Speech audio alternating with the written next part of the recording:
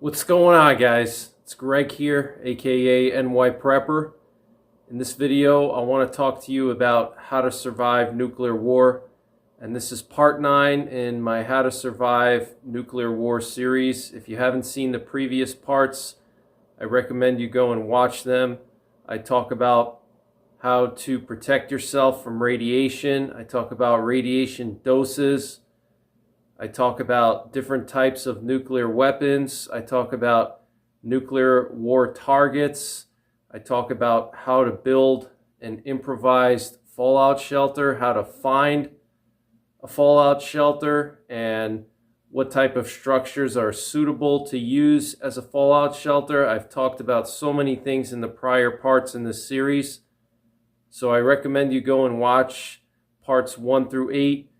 But in this part, we're going to talk about food and water procurement after nuclear war. This is a very important topic, and I get a lot of questions about whether food is safe after a nuclear war and whether water is safe. So we're going to address all these questions and more in this video. This is part 9 of How to Survive Nuclear War.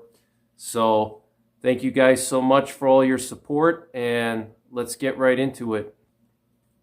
All right, guys, so we're going to start with water because water is the most important thing besides air that your body needs. But before I get into the specifics, I want to just explain something very important, and that's that if you're in a situation where you're on the verge of dying from dehydration or starvation, it's much better to eat food or drink water in that situation than it is to just die from dehydration and starvation because of fear of consuming contaminated water or food. Okay, so if you're in a situation where you're severely dehydrated, you haven't eaten in a while, and you're really weak from not eating, the risk of getting sick from consuming some radioactive food or water does not outweigh the risk of not eating or not drinking, okay? So that's really important, okay? So let's talk about water and how to find water after a nuclear war. So what I have here is a list of the best and safest sources of water after a nuclear attack or a nuclear war, going down the list to the worst or least safe sources of water. Now, it's important to remember that the radiation will decay after a nuclear war, okay? It's not like the radiation is going to stay there forever. And that's a common misconception that people have. They think that a nuclear war or a nuclear attack has the same effects as a nuclear power plant meltdown, such as Chernobyl or Fukushima.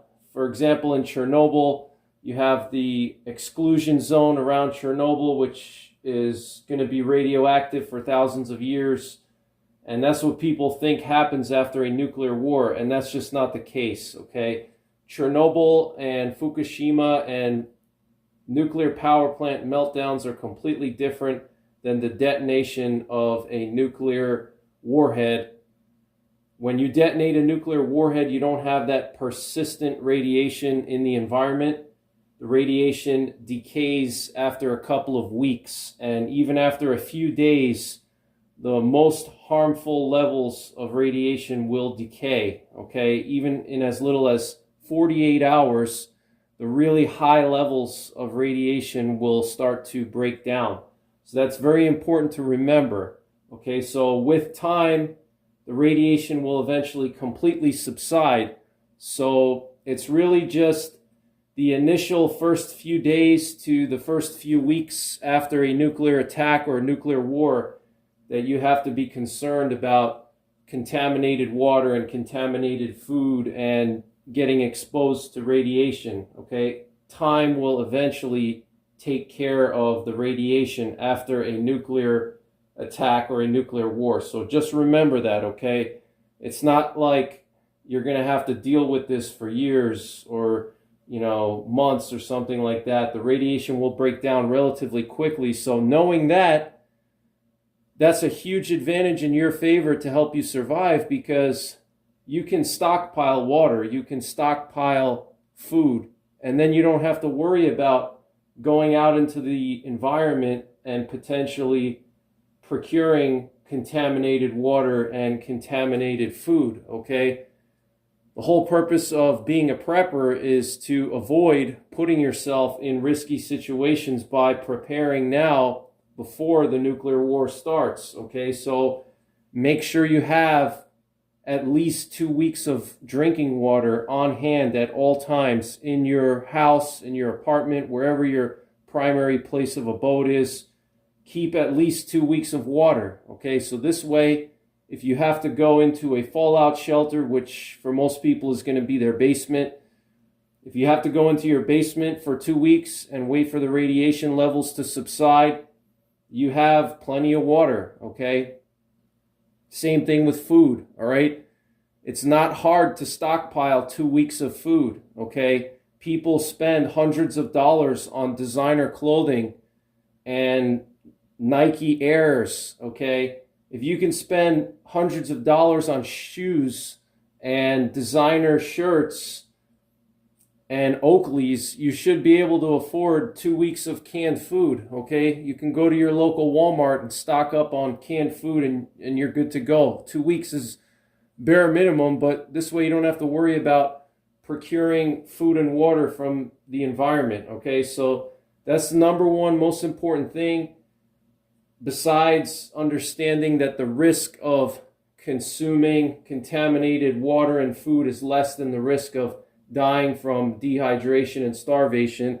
The next most important thing is that you can easily stockpile enough water and food so you don't have to go out into the environment and try to procure water and food, okay? But if for whatever reason you find yourself in a situation where you run out of water, you run out of food, whatever the situation is, if you're moving around after a nuclear war for whatever reason, you have to go from point A to point B and you can't take all this food with you, or you're caught in an area away from your primary place of abode where you have all your supplies, or your bug out location, your bug in location, whatever the scenario is, and you need to procure some water and food to sustain yourself.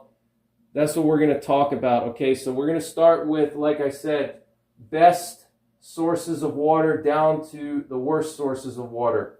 So the best one is going to be a covered or groundwater, okay? So covered water means that there's something on top of the water, okay? So what I mean by that is basically groundwater, okay? Wells, springs, anything that's underground. If the water source is deep underground, it's not getting exposed to the radiation, okay? The radiation is being stopped by all the earth on top of the water, okay? So any kind of covered source of water, okay, wells and springs are going to be the best. And besides covered and groundwater, you can also include in that containers or tanks. So what I mean by that is any kind of water container or water tank that is stored in an area that doesn't expose it to high levels of radiation, such as indoors in your basement. If you, let's say, get caught out in the middle of a nuclear war and you're not near your house, you have to, let's say, run into some random house that you see. Let's say you're driving home from work and all of a sudden bombs start to go off and you're very far away from home and you have to take shelter in some random person's house that you find, and you go into their basement and they have gallons and gallons of water stocked up. That would be a really good source of water because the water is in a bottle, so there's no particles getting into it. And it's underground, it's in a basement, so the gamma radiation has not affected it yet. It hasn't absorbed any gamma radiation, okay? So water tanks, water containers that are stored in a place where they're not going to be subjected to a lot of gamma radiation. For example, a bad source of water from a storage tank would be if you see one of those big water towers, the old school water towers, you know, that pretty much every town used to have in the United States. That's not necessarily falling into this category. That would be a little bit lower on the list, because even though it's in a tank and it's surrounded by steel, that steel is usually not super thick, and also fallout is going to settle on top of that storage tank on the water tower, and the radiation is going to penetrate through that thin steel and it's going to irradiate the water. Okay, so water towers are not good. They would be lower on this list. But if, let's say, you have bottles of water in some kind of cellar or basement, or for whatever reason some kind of underground water tank, you find a water tank underground, even a hot water heater in somebody's basement, okay, if that hot water heater is full of water, that's a good source of water. Or if somebody has a well tank in their basement, okay, the water in that well tank is good to go. Or if there's some pipes that are running in a cellar or a basement or underground, if you can somehow open up those pipes and drain the water out of the pipes, provided that the pipes weren't upstairs in the upper floors of the house where they could have been subjected to gamma radiation. If, let's say, the pipes are coming straight from the well and the pipes are in the basement, if you could somehow tap the water out of those pipes, that's also a good source of water. So number one, covered sources, groundwater, and that includes containers and tanks that are stored underground. Moving down the list, we have snow. Now, the thing about snow is I'm not talking about just, grabbing snow off the ground and shoving it in your mouth. What I'm talking about is snow that is taken from at least 6 inches below the surface, okay? 6 inches below the surface, all right? So what that means is if you have less than 6 inches of snow on the ground, it's not good, okay? I mean, you could still use it. You'd have to filter it. You'd have to wait maybe at least 2 days or more for some of the radiation to break down before you drink that water. But 6 inches below the surface, okay? So if you have a foot of snow on the ground, the top 6 inches, you're going to want to scrape that away and grab the snow that's closest to the ground. Okay, same thing if there's any kind of ice underneath that snow, that's a great option as well. If there's some kind of frozen pond under that snow, and if the nuclear war happened while the snow was already there and the pond was already frozen, then you can consider that a covered source, because even though it's a pond, it's covered by the ice and it's covered by the snow, so that protects it, the water underneath, from any kind of fallout, okay? So snow is a great source, just you got to scrape down to the bottom towards the ground, okay? Going down the list, we have moving water, okay? Streams and rivers, that would be the next best thing after the bottom layers of snow.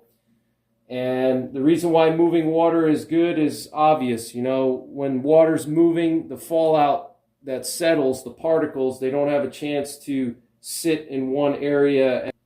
Like a standing body of water is the worst source, because the fallout particles will land on that standing water and they settle to the bottom, and that all that standing water gets irradiated by the fallout, okay? So moving water, because it's moving through dilution, it moves that fallout away, and the fallout doesn't have a chance to irradiate the water.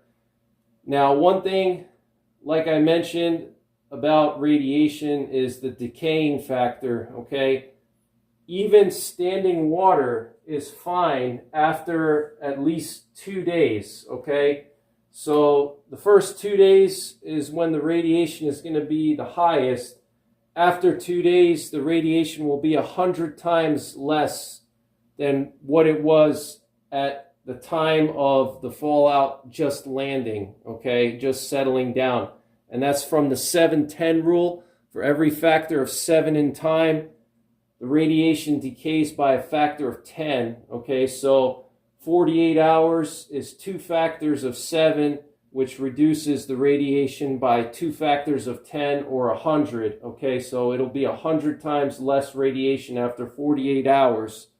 Okay, so even if you find standing water and you know that fallout landed in it, you can still grab that water, and there's certain things you can do to reduce the amount of radiation. The first thing is to just grab it and let the radiation decay a little bit, okay? So that would be the first thing. If you already have a little bit of water, but you need to replenish, but you still have a little bit of water on hand, don't drink it right away. Wait a couple days for the radiation to decay, all right? So moving on from this, I want to talk to you guys about filtration and how you can actually filter water. So this way you're filtering out the fallout, and what you should actually do once you procure your water, once you fill your water jugs, how do you purify that water and get the fallout out of it, okay? So that's what we're going to talk about now. So the best way to filter any kind of water is to make a simple sediment filter. I'm sure a lot of you guys have seen some of those on popular bushcrafting channels, but basically you're just going to take a plastic water bottle and you're going to fill one side of the water bottle, usually the side of the water bottle that has the opening to drink from. You're going to fill that side with various types of sediments. You're going to start with large sediments and then go down to small sediments. So you're going to start with like small pebbles, and then you're going to work your way down to like sand and then finally like silt, okay? And you're going to pour the water through that, and that's going to capture a lot of the fallout particles, okay? Now, just because you capture the fallout particles and you filter them out, that doesn't mean that the radiation has been removed. The water is still irradiated, so you're going to have to wait at least 48 hours for the radiation to subside to an acceptable level, okay? Especially if you're taking the water right after the nuclear attack, like within the first couple of hours or the first couple of days. You're going to want to let that water sit a little bit and let the radiation decay from the water, okay? So even if you filter out the fallout particles, the water is still going to be irradiated. Same thing with food. Food is still going to be irradiated even if you brush off the fallout particles, okay? It's just like people, all right? If you're caught out during the fallout and the fallout lands on you and you get it on your body and you're out there for a little while, just because you brush that fallout off of you doesn't mean that the radiation is gone. Your body has already absorbed the radiation and you've now become irradiated, and it can take a while for that radiation to leave your body, and it does a lot of damage during that time, okay?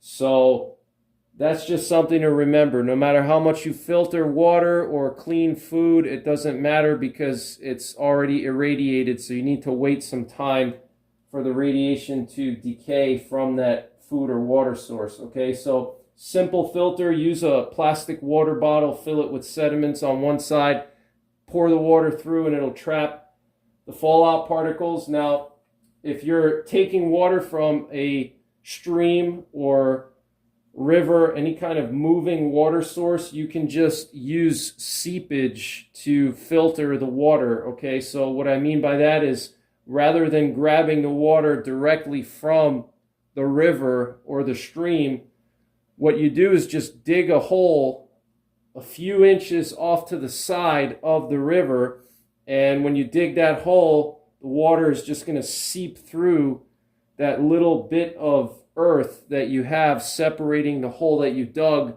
from the river. It'll just seep right in. All right, just think about like when you were a kid and you made sandcastles at the beach. If you made your sandcastle too close to the water, you'll start to notice as you dig and you're digging for sand to build your sandcastle, you'll notice the water seeping in, okay? So you want to use seepage as a natural filter, okay? So that's another way. And finally, if you're dealing with standing water, if that's all you can find, let's say you have a lake or a pond near you and you want to use that water, a great way to filter that water is actually to take some dirt and mix dirt with the water and mix it around and then let the dirt settle. And as the dirt settles, it'll capture the fallout underneath it, because fallout is heavier than dirt, okay? So the fallout will settle down to the bottom of your bucket, and then the dirt will land on top, and then you can take the water, because the water is going to be on top of that, okay? So general rule of thumb is for every 4 inches of water, you're going to want to have 1 inch of clean dirt, okay? When I say clean dirt, you're going to want to take the dirt from at least 4 inches below ground level. All right, so the reason why is because the top layer of the soil is going to be irradiated, so you're going to want to dig down at least 4 inches below the top of the soil, and then you're going to want to take that dirt from down there. You're going to dump 1 inch of dirt into every 4 inches of water, okay? So if you have like a 5-gallon bucket, I don't know how many inches that is tall, probably like 18 inches. So if you just do some simple math, you're probably going to want to have like 4 to 5 inches of dirt on the bottom of that bucket. And then once you get the dirt in there, you're going to stir that dirt around in the bucket. And when you stir it like that, the fallout is going to settle first to the bottom of the bucket. And then the dirt is going to settle on top of the fallout. And then the water that's on top of the dirt is going to be safe. There's not going to be any fallout particles in it. And then you can carefully take the water out of the bucket.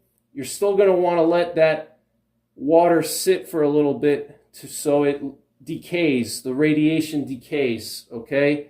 So even after you take the water out of that bucket, after you've done that filtering process, you want to take the water out, put it in containers, and then let those containers sit for a little bit so the radiation decays, okay? So that's pretty much it for water. Very simple, okay? Again, if you stockpile water, you stockpile food, you don't have to worry about it, okay? It's not hard to keep 2 weeks of water on hand. It's really not. You don't need a lot of space for that, okay? An adult human being doesn't even need a whole gallon of water a day. All right, so, you know, if you do 14 days times 1, that's 1 gallon per person per day. That's 14 gallons per person, just to be on the safe side, but you could get by with 3/4 of a gallon. But let's say 14 gallons per person. So if you have a family of 4, you know, do the math, you're going to need about 60 gallons of water in your house for everybody, okay? So again, time is always going to be your friend. As time goes on, radiation breaks down. Remember the 7-10 rule: for every factor of 7 in time, the radiation from the fallout is going to break down by a factor of 10, okay? So, and I talk about that in prior parts of this series. So if you want to get more detailed information about that and radiation doses and stuff like that, check out the other parts earlier on in this series, okay? So just remember, filter your water.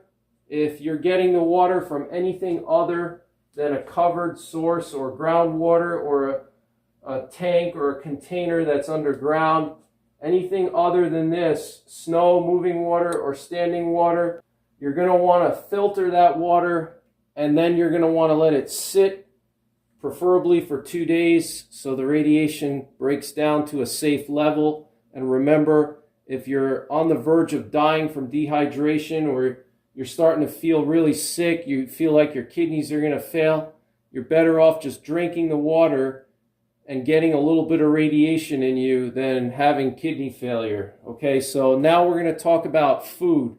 So stay tuned. All right, guys, so let's talk about food now. So I'm going to start with meats, and then we're going to move into plants. Okay, so we're going to start with the best source of food, and that's any processed food that you come across. So if you come across some cans, or you come across a stash of prepper foods, that would be your number one choice because it's in a container, it's sealed off, there's no fallout particles that touched it.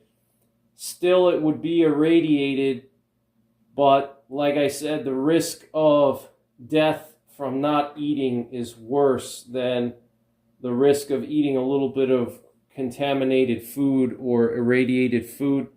So any kind of processed food that you come across, if let's say you find yourself in a situation where it's a post-nuclear war apocalypse and you're trying to scavenge supplies in an area and you come across an abandoned house and there's some cans of tuna and peaches in somebody's cupboard, that would be perfectly safe to eat as long as you clean off the can.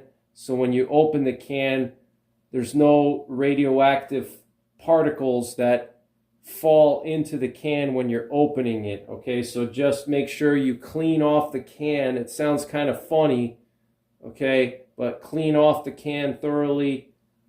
Wipe off any kind of fallout particles or any kind of particles on the can. Make sure the can is really clean, especially the top of the can, okay, before you open it, so there's no radioactive particles that go into the can. Okay, so processed foods, best source, and if you have time to let them sit for a little bit in an area where there's not a lot of radiation and let that radiation decay, then you should be in a really good situation. Okay, moving on from processed foods, we have animal sources. Okay, and I'm going to include eggs and milk in animal sources. Now, one really important thing that I cannot stress to you is that you do not, under any circumstances, want to drink milk from any kind of cattle, any kind of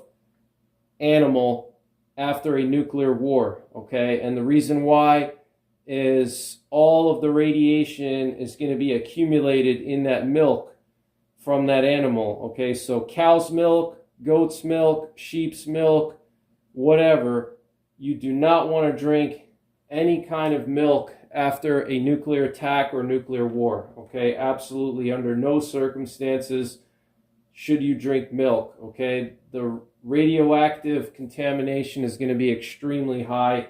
It's going to be very, very irradiated. Okay, it's not going to be contaminated because the milk is inside of the animal, so there's not going to be particles in the milk, but it's going to be irradiated. All of the radiation is going to concentrate in that milk, and you're going to be drinking this radioactive concentrate, basically. Okay, so avoid milk. Eggs are okay. Any kind of eggs that were laid after the nuclear attack is fine as well. Whether the eggs were laid before or after doesn't matter, okay? It'll be completely safe. So eggs are fine. So let's talk about animals, because this is one that a lot of people are probably wondering about. So if you do have to hunt or trap for game animals, or you have to kill some cattle to sustain yourself and your family, there's a couple of things you want to do. Number one, you want to make sure that the animal is not sick. You just want to look at it, see if the animal is sick in any way.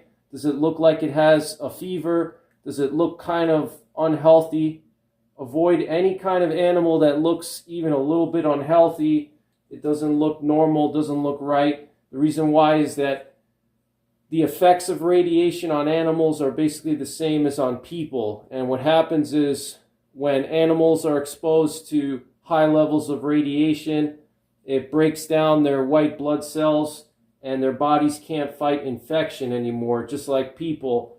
And so what'll happen is animals, just like people, after getting exposed to high doses of radiation can get sick with all kinds of bacteria because their immune system basically was destroyed by the radiation. Okay, so any kind of sick animal, avoid, because it probably has a lot of bacteria in its flesh. And even if you cook that meat really well, chances are you're going to still get sick. Okay, so any animal that looks not right, if it looks kind of sick, just avoid it. Okay, don't shoot it, don't kill it, because you're going to get sick from that meat. It probably has some kind of bacteria or some kind of virus or something in it. All right, so that's the number one most important rule. After that, you're going to want to make sure you're very careful when you're skinning the animal, when you're gutting it. Okay, any kind of cleaning that you're going to do, you want to make sure that you don't get any fallout particles on the meat. Okay, a lot of the fallout particles are going to be in the fur of the animal, and you know, fur is really thick. So if the animal was out in the open when the fallout landed, that fallout probably embedded itself deep into the fur, and it's not going to be easy to just brush that fallout off the fur. It's going to be deep in there.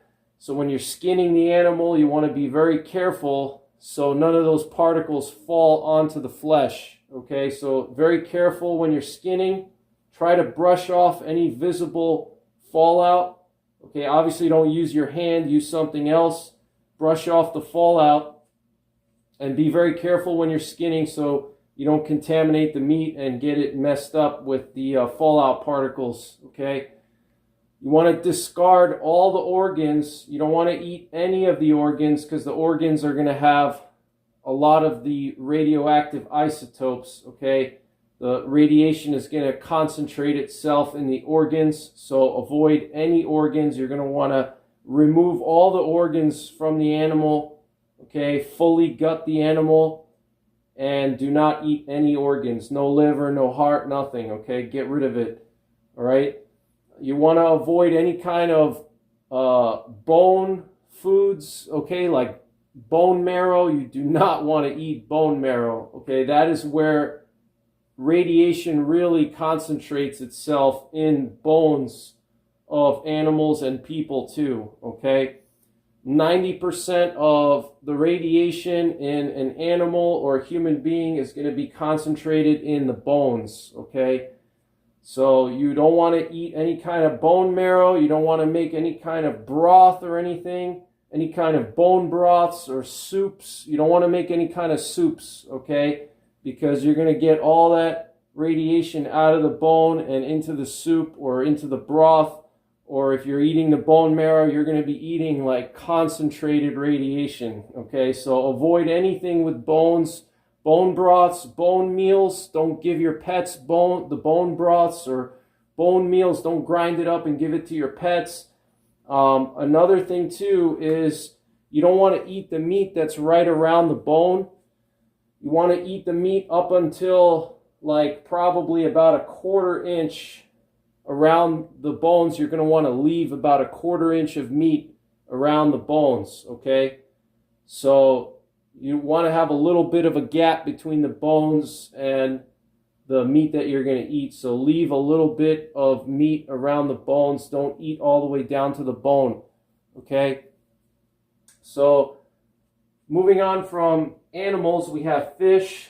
You generally do not want to eat fish because they're going to have the most amount of contamination, and they're going to be the most irradiated of any kind of animal sources of food. Okay, so fish, do not eat unless it's an extreme emergency, because fish are swimming around underwater, and if, let's say, you catch a bass from your local lake and that lake received a lot of fallout, the fallout is just sitting there at the bottom of the lake and just emitting radiation, the fish in that lake are going to be so contaminated, and not contaminated but irradiated. They're also going to be contaminated too, because they're swimming in the water, and as they're swimming, the fallout particles could get into their gills or something like that.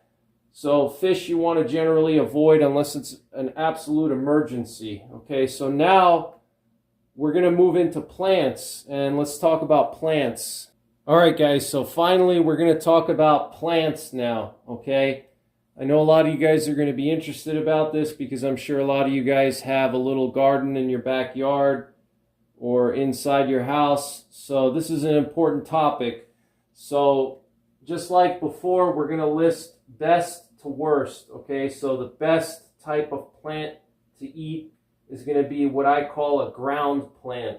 What is a ground plant? That's any kind of plant where the edible portion is underground, okay? So beets, turnips, carrots, potatoes, things like that. Those are going to be your best sources of plant food, and the reason why is they're underground. So number one, they weren't exposed to the fallout, and number two, being underground, they were a little bit shielded from the radiation, okay? So they didn't get as much irradiated as if they would be exposed in the air where the gamma radiation would hit them and they would absorb all that gamma radiation. So being underground, they don't get irradiated as much and there's no fallout on them, okay? So ground plants, number one, that would be your best bet. Potatoes, beets, turnips, carrots, things like that.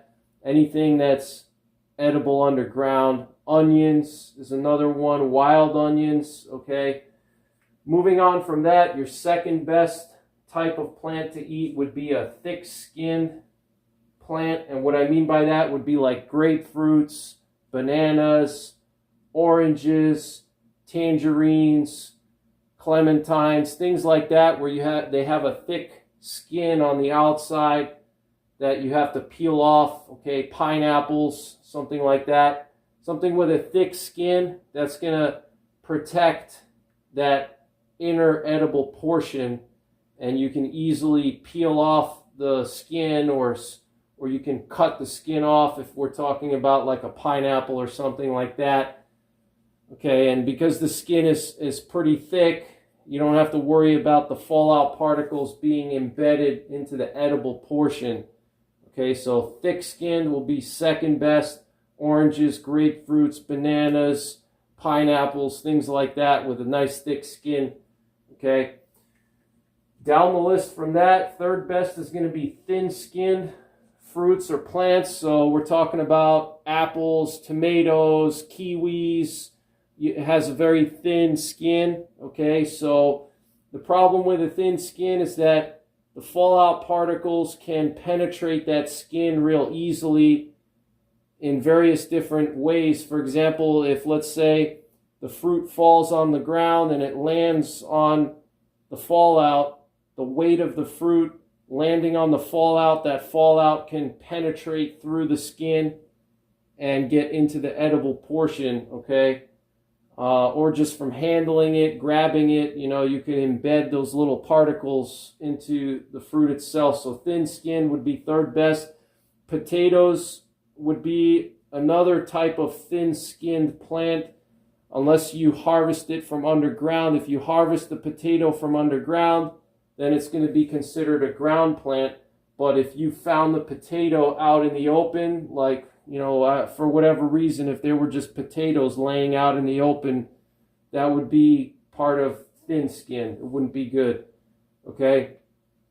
And then going down the list, we have smooth surface and rough surface plants. And what I mean by that is if you can't find fruits and you can't find ground plants and fruits with skins, and then you're just resorting to eating like leafy vegetables or some kind of other plant material that doesn't have a skin on the outside. It's not like a fruit that has a skin, okay, like broccoli or lettuce, spinach, even just leaves off of a tree, or, whatever, dandelion leaves or wild edibles, okay? We're talking about leafy plant matter or plant matter that doesn't have a skin around it. Then you're going to want to choose your smooth surface sources first, and then go to your rough sources. Rough surface is going to be the worst, and the reason why is when you have a rough surface, it's going to be hard to wash out all the fallout particles. So let me give you an example. If you have broccoli, for whatever reason you stumble upon a field of broccoli, okay, the chances of fallout being in that broccoli is very high because broccoli it's a rough surface. There's a lot of areas where the fallout can get stuck in there, and even if you wash it with a hose, full power hose, it's still, the fallout is going to be embedded in there somewhere, okay? Same thing if you have some kind of lettuce or spinach that has like a rough leafy surface, it's going to be hard to wash all the fallout out of that, okay? So rough surface plants are going to be at the bottom of the list, and smooth surface will be just above that, okay? And when I say smooth surface, would maybe be like a dandelion leaf, okay? Dandelions, they don't have a rough surface. They're just basically smooth. They're flat, okay? Versus like spinach or something like broccoli, where, like spinach, you have little crinkles in the leaf, and those little crinkles can absorb and accumulate radiation, okay? And fallout particles can land in those little cracks and little crinkles, in the spinach, and it'll be hard to wash it all off. Same thing with broccoli, especially broccoli, okay? Now, the worst source of all, and a lot of you guys are not going to like this because I know a lot of you guys love your gardens, but any kind of plant that is growing, you're not going to want to eat it, okay? And the reason why is if the plant is growing, it's going to absorb all the radiation from the ground, okay, through the roots, all right? And the top layer of the soil is going to be extremely irradiated because the fallout is right on the top of the soil. So the few inches below the surface of the ground, okay, they're going to be extremely irradiated. The top few inches of soil is going to be extremely irradiated. So any kind of growing plants you're going to want to stay away from, because if they're growing, that means that they're sucking up all that irradiated nutrients and water that's in the soil. They're sucking it all up, and it's going to concentrate in that plant. So those growing plants are going to be like concentrated radiation sources. You're not going to want to eat that at all, okay? So that's pretty much it for the most part with plants. You just want to wash them really good, even if it's a ground plant, even if it's thick skin. When you're peeling the skin off your fruits, you're going to want to be obviously very careful. You want to wash the skin off. Okay, wash it off really well. Even though there's a skin on it, wash it off. Just like with the canned food, you want to wash that can off, because when you open the can, the fallout particles can get in. Same thing with the skins. When you peel that skin off or you cut the skin off, the fallout can land into the food, okay? So be very careful when you're peeling the skin or when you're skinning the fruit or the plant, and wash the skin off, okay? So that's pretty much it for this one, guys. I hope I helped you out. I've been getting a lot of questions about this. Going back to the beginning of this video, number one most important thing is that time is on your side when it comes to nuclear war, okay? After 2 weeks, the radiation is going to be 1,000 times less. So you really only need to survive the first 2 weeks. And if you really want to cut that down, the first couple of days are really the most critical. You have to be able to stay sheltered the first few days, especially the first 48 hours. The first 48 hours after a nuclear attack, or actually the first 48 hours after the fallout settles, which is usually just a few hours after the nuclear attack, that's when you're going to want to be sheltered in place in a good fallout shelter. And you're not going to want to have to worry about where you're going to get food and water from. It's not hard to stockpile 2 weeks of food and water, okay? So just remember that. Time is on your side. Even if you have to procure food and water that's been irradiated and exposed to fallout, wash it off and let it sit for a little bit. If you can let it sit for 2 days so some of the radiation decays, that's your best case scenario. Okay, so all is not lost. There's a lot of people that were contacting me and they were panicking and asking me, oh, what happens if I have some food in the garage and it gets irradiated? It's not going to be irradiated forever. It's not going to be irradiated for months or years. It's going to break down after just 2 days. The radiation, most of it is going to be gone out of that food, okay, or out of that water, as long as there's no radiation source that's still contacting that water and that food, okay? So like I said, with the lake or the pond, the fallout settles to the bottom of the lake or the pond. But if you take the water out of the pond, you put it in a container and you leave it in that container, provided that you filter the water, so you remove any fallout particles that were suspended in the water. You filter the particles out and you leave that water to sit for 2 days. The radiation should pretty much be gone from that water. Same thing with food. So that's pretty much it for this one, guys.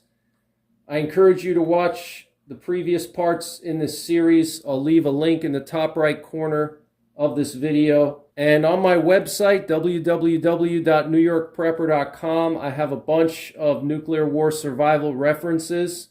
I have the nuclear war targets for all the 50 states in America. I have all the major nuclear war targets in Canada and also in Europe, so definitely check that out.